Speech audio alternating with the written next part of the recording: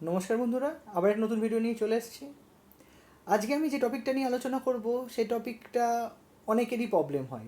ধরুন আপনারা যারা স্টক মার্কেটে রয়েছেন তারা দেখবেন যে একটা খবর এলো রাতারাতি যে আজকে আমেরিকান মার্কেট পড়ে গেছে, পরের দিন দেখবেন ইন্ডিয়ান মার্কেটও তার সঙ্গে পড়ে গেছেন, বা জাপানে কিছু একটা হলো ইন্ডিয়ান মার্কেট পড়ে গেল। এটা কেন?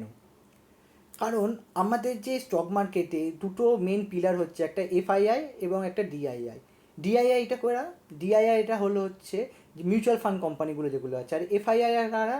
যারা ফরেন ইনভেস্টার বা বাইরে থেকে যারা থাকে তারা আমাদের ইন্ডিয়ান স্টক মার্কেটে যারা ইনভেস্ট করে তারা হচ্ছে এফআইআইয়ের মধ্যে পড়ে।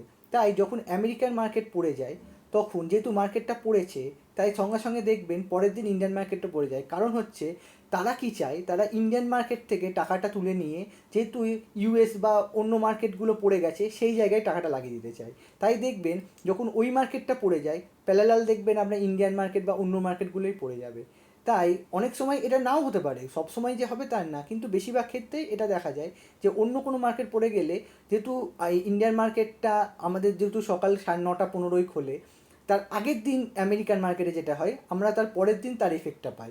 শুধু এর ক্ষেত্রে না, চায়নার ক্ষেত্রে বলুন বা আলাদা আলাদা যে স্টক মার্কেট আরও আছে তাদের ক্ষেত্রেও দেখবেন সেম অবস্থা। তাই এইগুলো দেখার পর অনেকে দেখছি যেহেতু মার্কেটটা পড়ে যাবে আমি আগে থেকেই জানি, তাই অনেকে হেজিং করে বা শর্ট সেলিং করে। এগুলো এগুলো যারা জানে তাদের ক্ষেত্রে ঠিক আছে, কিন্তু অনেকেই যেহেতু ওই খবরটা নিয়ে কিনতে শুরু করে কিন্তু মার্কেট খোলার সঙ্গে সঙ্গেই দেখে তারা নিচে সার্কিট খেয়ে থাকে। তাই এগুলো করবেন না। হ্যাঁ, আজকে আমার এই ভিডিওটা যদি ভালো লেগে থাকে তাহলে আমার চ্যানেলটাকে অবশ্যই সাবস্ক্রাইব করে দেবেন এবং বেল নোটিফিকেশন অন করে দেবেন। আমি যে নতুন নতুন ভিডিওগুলো আপলোড করব তা আপনারা দ্রুত দেখতে পান। আজকে আসি বন্ধুরা, আবার পরের ভিডিও দেখা হচ্ছে।